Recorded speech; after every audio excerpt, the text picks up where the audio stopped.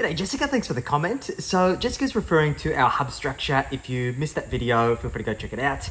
So would you suggest a separate discretionary spending account when we have also 3 kids that we spend money on that way, or a separate one again? There's basically 3 ways that you can go about this.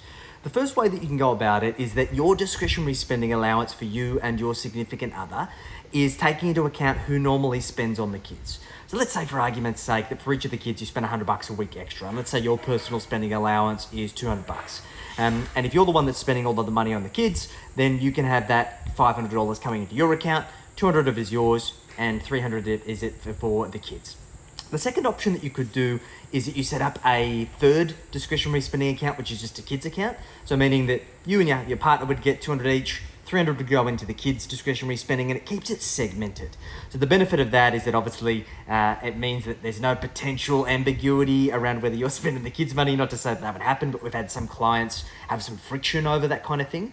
And segmenting it out sometimes makes sense, because the reality is maybe you spend a little bit more on one kid than the other because there's other things that come up, school things that they need throughout the week, but that just allows you to minimize the fees. The third option is that you could set up a discretionary spending account for each of the kids. The challenge is really in the practical implementation of that. Think about it these days, most people are using Apple Pay, right? You've got all of these cards that are virtual cards that you can only determine which one's which by the last 4 digits.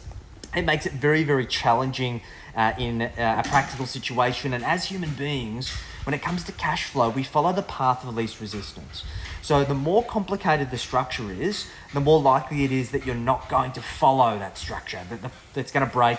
You're going to get, stuff it, and then you're just going to use the hub account because you're like, well, that's always got money in it. I'll deal with it later. And you're not creating good positive habits. So honestly, I think option 1 or 2 are the best ones.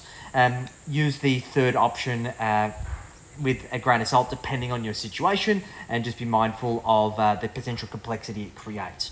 I would always advocate starting with less complexity and adding layers as you go, as opposed to making it more complicated than need to be and trying to pare it back. So I hope that helps. Any other questions? Let me know in the comments.